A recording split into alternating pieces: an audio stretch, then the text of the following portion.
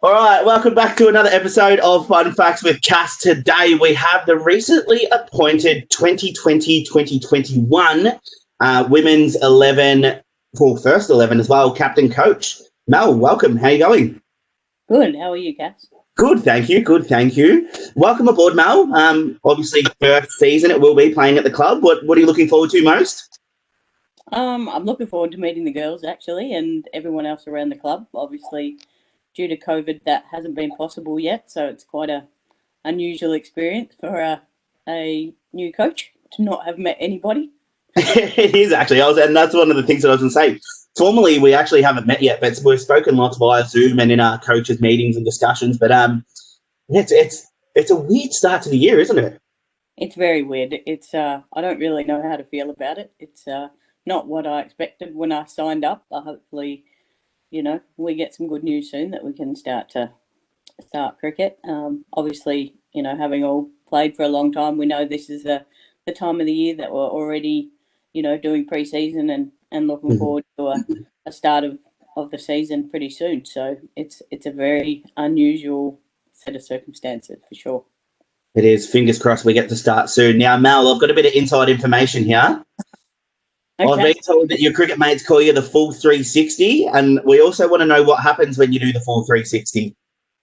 So I'm a wicket keeper. I'm very passionate about my cricket. In my early days, I bowled a lot more, and I had a bit of white line fever, so I used to throw my cap onto the ground if I didn't like the decision. But obviously, cricket's changed a bit over the years, and you can't show dissent to an umpire. So if my hat firmly on my head these days, whereas these days as a wicket keeper, you've got a helmet on, which I'm not a big fan of, but it's strapped to my head, so I can't take it off. But the full 360 is basically me, sticking my hands up like this. It's a little bit like they also call me Scotty, Chris Scott-esque when he gets upset about the coach's box. So there's one of these. This is just the beginning of it, which is just, I can't believe you didn't give that out. And then basically I turn to my slips cordon. That's the next part of it. And then to the captain. And then if I'm fully outraged, I'll go right around to the coach on the sidelines and back around. And that's the full 360. That's too good. I've also heard that you didn't mind fronting up to a fast bowler one day. You were playing in a grand final. There was a fast bowler who was trying to bump everyone and bowl bounces, and they were all ducking, getting out of the way, but not you, Mel. You come out very first ball, tried to hook her, and caught one square on the face. Is that correct? That is correct. I've got a little scar, which you won't be able to see. Fortunately, there's no permanent damage. It was sore for a very long time, and I did wind up with a fractured cheekbone. But yeah, I'm not sure it was exactly first ball, but it was definitely first over. But from what I also hear, you stuck out the game, kept, did so with double vision, and then won the grand final. How good's that?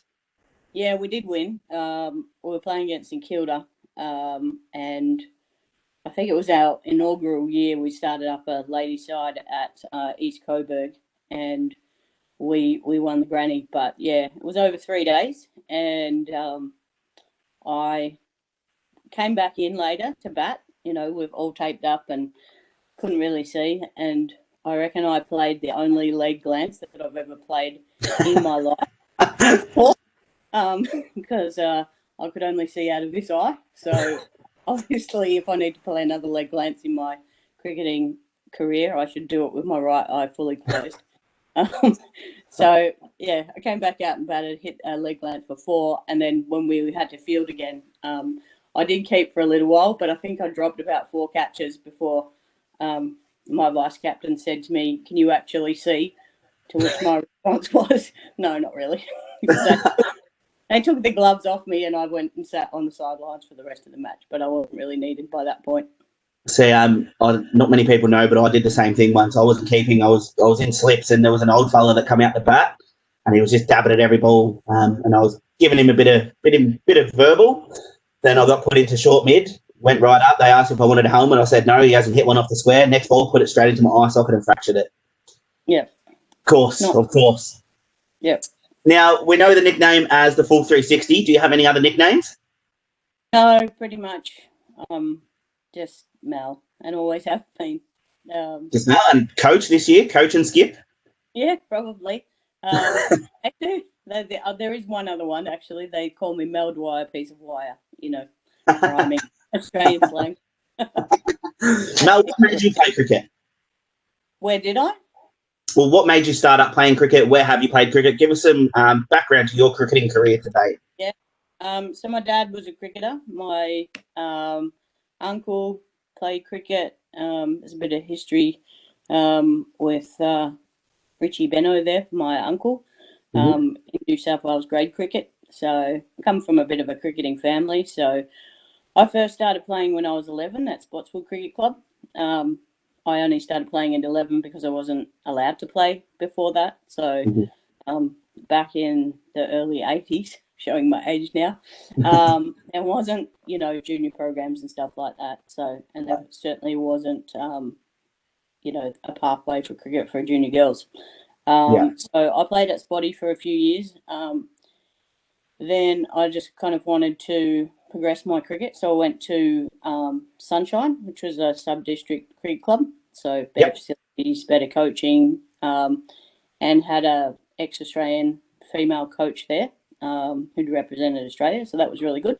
From there, I think I made it into a Vic training squad there. So that was a good move in terms of cricket. And then I think in my young adulthood, I'd had enough cricket for a while, so I had a couple of years off and didn't play at all. And then I wound up at Coburg, another district cricket club, so played there for a few years. And I think we definitely won at least one premiership, if not two, there while I was captain. And then we, as I said, we started up East Coburg, and then from East Coburg we had early success, but then couldn't kind of keep the numbers going. So we all kind of took early retirement in our early 30s, but I got an itch for it again when I came back from overseas and started playing at Altona Roosters.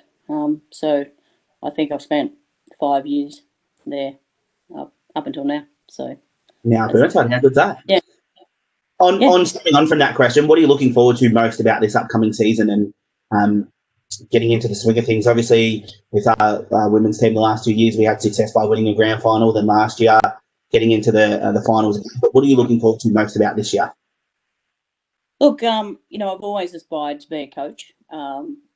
My father was a coach of whatever he could be a coach of. So whether that be indoor cricket, ice hockey, he had a turn at coaching my lacrosse team at one point. That was just in his nature. My sisters are coaches in calisthenics, so kind of got it in the blood. So last year, I coached some junior kids out here in Aintree, and so that was good fun.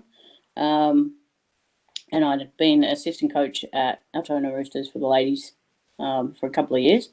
So this year, I'm just really looking forward to working with senior lady side, both teams, and really developing the ladies and their skills. So that's I'm just furious at the whole COVID thing because I'm really keen to get stuck into it and see what we can do. Get another premiership. Hopefully, that'll be good, wouldn't it? It'll be icing on the cake for a first year. That'll be a good one. What's the best thing you've seen on a cricket field? Oh, I've played for a long time, so that's a tough question. I think somebody taking their first wicket, somebody, taking their first catch. I think one of my friends from Altona Roosters that I played with for the last 5 years, Pauline, her antics when she does something that she didn't think that she could do, whether it be, hit a run or take a catch or whatever, and just to pure excitement and the dancing that goes on. Those type of things are the things that, I love to see. What about your best bowling figure? Or you're a keeper, so bowling figures might not be there, but batting? No, we'll get those in because they're pretty good. So my best bowling figures are 6 for 3. Talk about pretty good. That's elite. My best mate, Cookie, who I'm suspicious has provided you, maybe via Nick, the inside information there, would argue that hers are better at 5 for 1. But I always say that the extra wicket is what counts. Cherry on top. Yep. Highest score? Highest score is 103 not out. Oh, jeez, it's not bad. Not bad. I'll tell you what. Mel, what actor would play you in a movie? Oh, that is tricky. That is very tricky. Depends on the movie. I've really no idea. It is a tricky question. I don't even know who would play me, to be honest. Probably Goldberg from the Mighty Ducks. For me, I always get told I look like Goldberg. If you had a superpower, Mel, what would it be? I think if I could make myself taller, would be good. Taller? Yeah, taller. So what we're saying is the ladies' team have gone from a midget in Spitter to another short person in Mel. Yeah. Do you have any game day superstitions or routines? I think I'm, having played for almost 40 years, I don't have any particular routines, but I still get nervous, especially the first game of the season. I certainly feel the butterflies and so forth.